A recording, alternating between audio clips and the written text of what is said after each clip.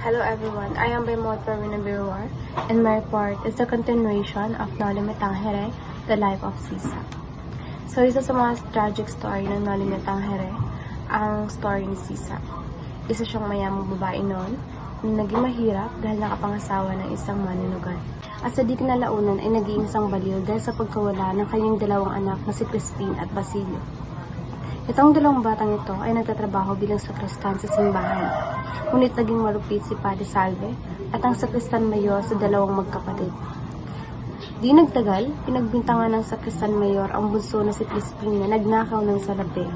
At brutal naman itong pinarusahan, tinorture at di kalaunan ay namatay.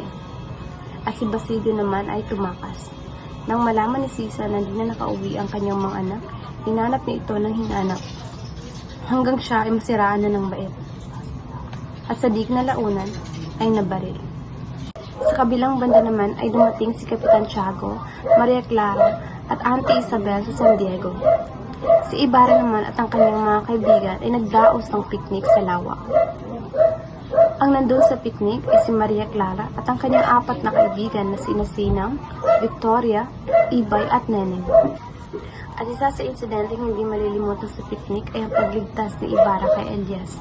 Habang sa picnic kasi sila ay nakakita ang mga tao ng buhaya doon at buong tapang naman itong papatayin at huhulihin sana ni Elias.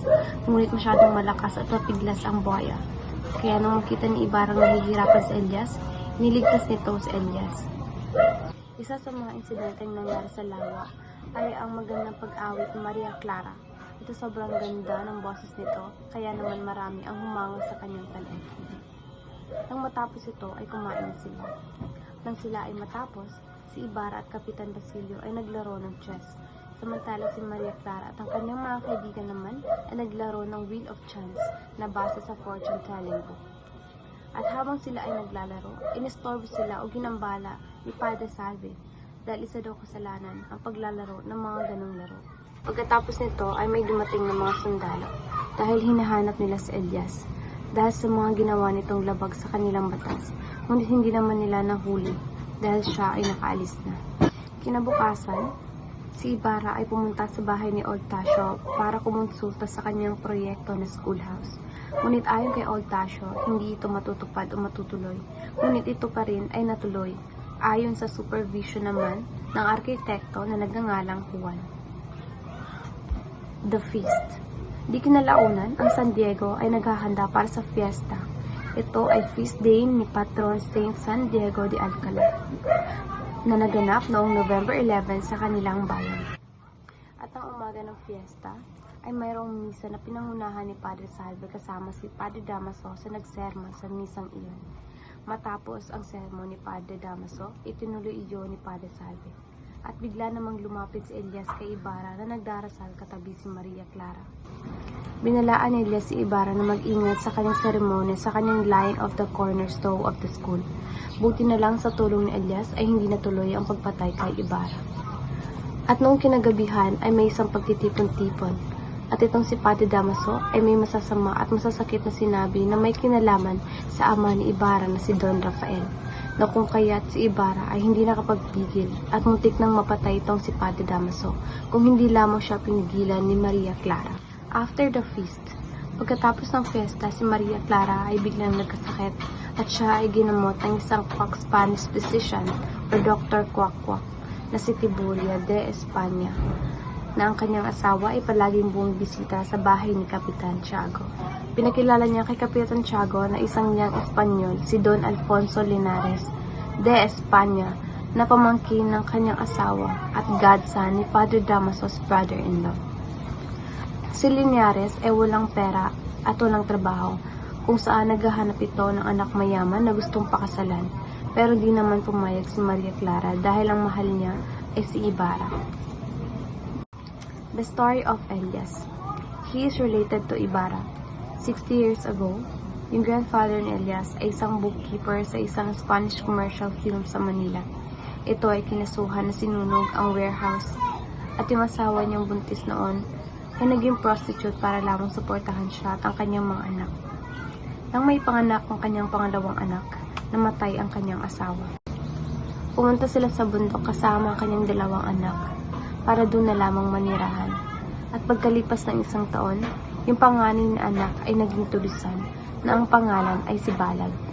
Sinakop nila ang mga probinsya at nang siya ay mahuli ng otoridad, pinutol ang kanyang ulo at binitay sa puno. At yung nakababatang kapatid ni Balad ay naging isang trusted labor sa bahay ng isang mayamang lalaki sa Tabayas na kung saan ito ay na-inlove sa anak ng kanyang amo. Sa di kinalaunan, nalaman ng ama ng babae ang kanilang relasyon at nagdadalang tao ito.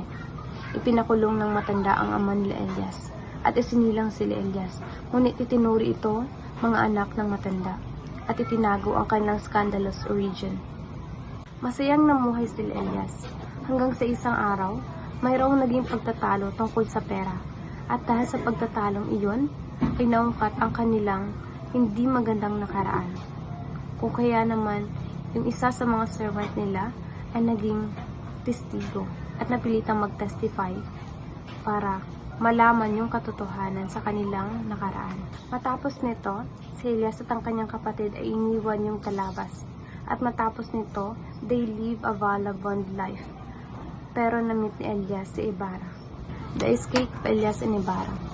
Napag-alaman ni Elias na nakulong si Ibarra, kaya pumunta ito sa bahay ni Ibarra para kunin ang mga papeles na pwedeng maging ebidensya laban sa kanya.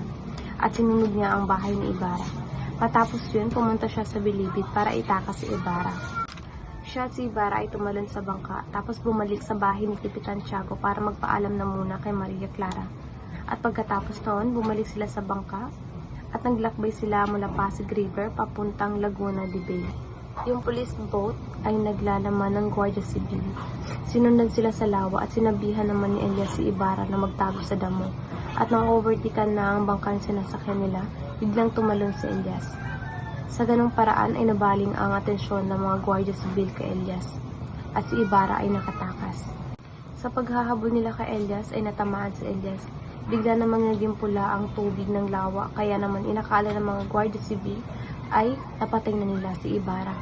Seryoso ang pagkakatama ni Elias, kaya naman pumunta siya sa gubat at doon niya nakilala si Basilio. Nang makita niya ito, kung saan ito ay umiiyak, hawak-hawak ang bangkay ng kanyang ina na si Sisa. At sinabihan ni Elias si Basilio na gumawa ng apoy at sunugin na lamang ang kanyang katawan at si Sisa dahil siya ay mamamatay rin naman. At dito nagtatapos ang buhay ni Elias. Maria Clara, out of her loyalty to the memory of Ibarra, she entered the Santa Clara Nunnery. Padre Salve left the parish of San Diego and became a chaplain of the nunnery. Padre Damaso was transferred to the remote province, but the next morning, he was found dead. Capitan Tiago became an opium addict and human wreck.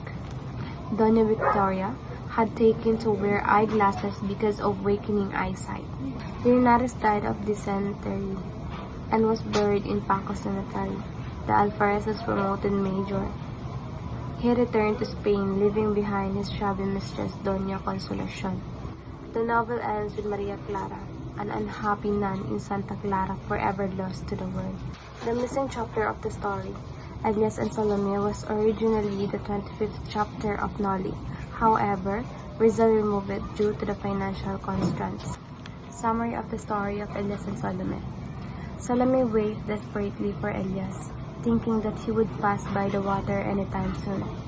Elias, however, is somewhere to be found because he is in fact hiding from the authorities who are consistently patrolling around the lake. When the two finally get to meet, Salome feels the youth out of her, planned to go to Mindoro with her, but Elias refused. So ito yung part sa Noli na tinanggal ni Jose Rizal para mabawasan yung gastos ng kanyang novel. So bakit nga ba nag-refuse si Elias na sumama kay Salome sa Mindoro? Ito ay dahil iniisip niyang walang magandang kinabukasan si Salome sa kanya at iniisip niyang makakahanap pa si Salome ng lalaking mas mamahalin siya at mas gaganda ang kanyang buhay. Rizal's friend praised the Noli.